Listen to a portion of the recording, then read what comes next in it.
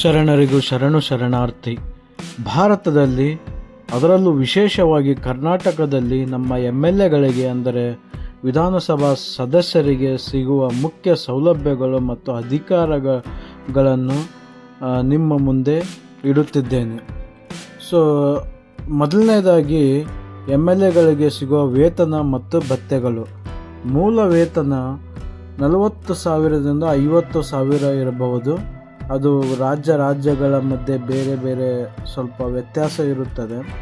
ಮತ್ತು ಅದರ ಜೊತೆ ಕ್ಷೇತ್ರ ಭತ್ಯೆ ಅಂತ ಸಿಗುತ್ತದಂತೆ, ಸಭಾ ಭತ್ಯೆ ಅಂದರೆ ಸೆಷನ್ ಅಲೋವೆನ್ಸ್ ಸಿಗುತ್ತೆ, ಮತ್ತು ಪ್ರಯಾಣ ಭತ್ಯೆ ಅಂತ ಸಿಗುತ್ತೆ.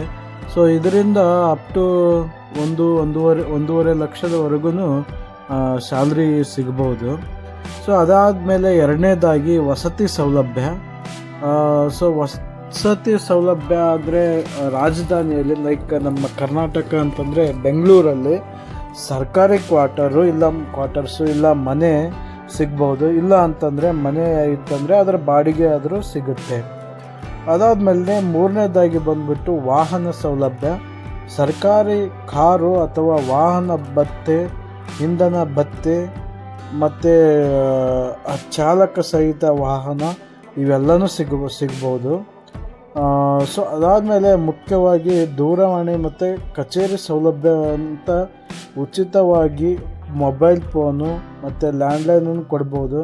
ಇಂಟರ್ನೆಟ್ ಸೌಲಭ್ಯ ಸಿಗ್ಬೋದು.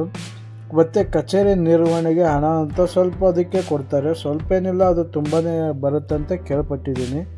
ಅದಾದಮೇಲೆ ನೆಕ್ಸ್ಟ್ ಬಂದ್ಬಿಟ್ಟು ವೈದ್ಯಕೀಯ ಸೌಲಭ್ಯ ಸಿಗುತ್ತೆ. MLA ಮತ್ತು ಅವ್ರ ಕುಟುಂಬಕ್ಕೆ, ಇದು ಮೇನು, MLA ಮತ್ತು ಅವರ ಕುಟುಂಬಕ್ಕೆ ಉಚಿತ ಅಥವಾ ರಿಯಾಯಿತಿಯಲ್ಲಿ ಚಿಕಿತ್ಸೆ ಸಿಗುತ್ತೆ. ಸರ್ಕಾರಿ ಮತ್ತು ಕೆಲವು ಖಾಸಗಿ ಆಸ್ಪತ್ರೆಗಳಲ್ಲಿ ಈ ಸೌಲಭ್ಯ ಲಭ್ಯ ಐತಿ. ಮುಂದೆ ಬಂದ್ಬಿಟ್ಟು ಆರನೇದು ಬಂದ್ಬಿಟ್ಟು ಪ್ರಯಾಣ ಸೌಲಭ್ಯ. ಸೊ ಅವರಿಗೆ ರಾಜ್ಯದೊಳಗೆ ಎಲ್ಲರ ಹೋಗಲಿ ಅವ್ರಿಗೆ ಉಚಿತವಾಗಿ ಅಥವಾ ರಿಯಾಯಿತಿ ದರದಲ್ಲಿ ಪ್ರಯಾಣ ಇರುತ್ತೆ. ಸಭೆ ಅಧಿಕೃತ ಕಾರ್ಯಗಳಿಗೆ ರೈಲು ಮತ್ತು ಟಿಕೆಟ್ ವೆಚ್ಚ ಸರ್ಕಾರದಿಂದ ಭರಿಸ್ತಾರೆ. ಅಂದರೆ ರೈಲು ಮತ್ತು ವಿಮಾನ ಫ್ಲೈಟ್ ಟಿಕೆಟು ಸರ್ಕಾರನೇ ಅದು ಅವರಿಗೆ ಭರಿಸುತ್ತೆ. ಮತ್ತು ಏಳೋದು ಬಂದುಬಿಟ್ಟು ಪಿಂಚಣಿ ಅಂದರೆ ಪೆನ್ಷನ್ನು. ಅವರು ಅವಧಿ ಆಗಿದ್ದರೂ ಜೀವನ ಪೂರ್ತಿ ಅವರಿಗೆ ಪಿಂಚಣಿ ಸಿಗುತ್ತೆ, ಅಂದರೆ ಪೆನ್ಷನ್ ಸಿಗುತ್ತೆ. ಸೊ ಅವ್ರ ಎಷ್ಟು ಸರಿ ಮತ್ತೆ ಜಾಸ್ತಿ ಎಲೆಕ್ಟ್ ಆಗಿ ಬರ್ತಾರೆ, ಹಂಗೆ ಅದು ಪಿಂಚಣಿ ಅಂದರೆ ಪೆನ್ಷನ್ ಜಾಸ್ತಿ ಆಗ್ತಾ ಹೋಗುತ್ತೆ. ಸೊ ಎಂಟನೇದು ಬಂದ್ಬಿಟ್ಟು ಅವರಿಗೆ ಭದ್ರತೆ. ಸೊ ಅವರಿಗೆ ಅಗತ್ಯ ಇತ್ತಂದ್ರೆ ಪೊಲೀಸ್ ಭದ್ರತೆ ಕೊಡ್ತಾರೆ, ಗನ್ಮ್ಯಾನ್ ಕೊಡ್ತಾರೆ, PSO ಕೊಡ್ತಾರೆ. ಈ ಥರ ಅವ್ರ ಅಗತ್ಯಕ್ಕೆ ತಕ್ಕಂತೆ ಕೊಡ್ತಾರೆ. ಮುಂದೆ ಬಂದ್ಬಿಟ್ಟು 9ನೇದು ಅಧಿಕಾರ ಮತ್ತು ಪ್ರಭಾವ. ವಿಧಾನಸಭೆಯಲ್ಲಿ ಕಾನೂನು ರಚನೆ ಮಾಡೋಕ್ಕೆ ಅವ್ರಿಗೆ ಅಧಿಕಾರ ಇರುತ್ತೆ, ಪ್ರಶ್ನೆ ಕೇಳುವ ಅಧಿಕಾರ ಇರುತ್ತೆ, ಸರ್ಕಾರದ ಮೇಲೆ ಒತ್ತಡ ಇರೋಕ್ಕೆ ಅವ್ರಿಗೆ ಅಧಿಕಾರ ಇರುತ್ತೆ, ಮತ್ತು ಕ್ಷೇತ್ರದ ಅಭಿವೃದ್ಧಿ ಕೆಲಸಗಳಿಗೆ ಅನುದಾನ ಅಂದರೆ MLA ನಿಧಿ ಅಂತ ಅವ್ರಿಗೆ ಬರುತ್ತೆ. ಮತ್ತು 10ನೇದು ಬಂದ್ಬಿಟ್ಟು ಪ್ರೋಟೋಕಾಲ್ ಮತ್ತು ಗೌರವ. ಸೊ ಇದು ಮೋಸ್ಟ್ ಇಂಪಾರ್ಟೆಂಟು. ಸರ್ಕಾರಿ ಕಾರ್ಯಕ್ರಮಗಳಲ್ಲಿ ವಿಶೇಷ ಸ್ಥಾನ ಕೊಡಬೇಕಾಗುತ್ತೆ ಇವರಿಗೆ. ಮತ್ತು ಅಧಿಕೃತ ಆಹ್ವಾನಗಳು ಮತ್ತು ಗೌರವಗಳನ್ನು ಕೊಡಲೇಬೇಕು.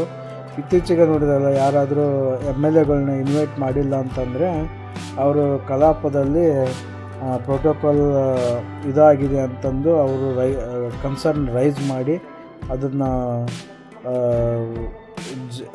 ಒಂದು ಅಟೆನ್ಷನ್ ಸೀಕ್ ಮಾಡ್ಕೋಬೋದು.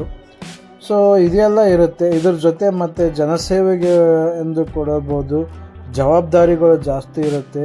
ಸಾರ್ವಜನಿಕರ ಮಧ್ಯೆ ಇರೋದ್ರಿಂದ ತುಂಬ ನಿರೀಕ್ಷೆಗಳು ಜಾಸ್ತಿ ಇರುತ್ತೆ. ಸೊ ಇದೆಲ್ಲ ಆಗಿತ್ತು ಒಬ್ಬ MLAಗಳಿಗೆ ಸಿಗುವ ಸೌಲಭ್ಯಗಳು ಮತ್ತು ಅಧಿಕಾರಗಳು. So thank you so much. ಹೀಗೆ ಲೈಕ್ ಮಾಡಿ, ಸಬ್ಸ್ಕ್ರೈಬ್ ಮಾಡಿ, ಕಮೆಂಟ್ ಮಾಡಿ. ನಿಮಗೂ ಏನಾದರೂ ಜಾಸ್ತಿ ಗೊತ್ತಿದ್ರೆ ಅಥವಾ ಏನಾದರೂ ಇದರಲ್ಲಿ ಮಿಸ್ ಆಗಿದ್ದರೆ ಧನ್ಯವಾದಗಳು.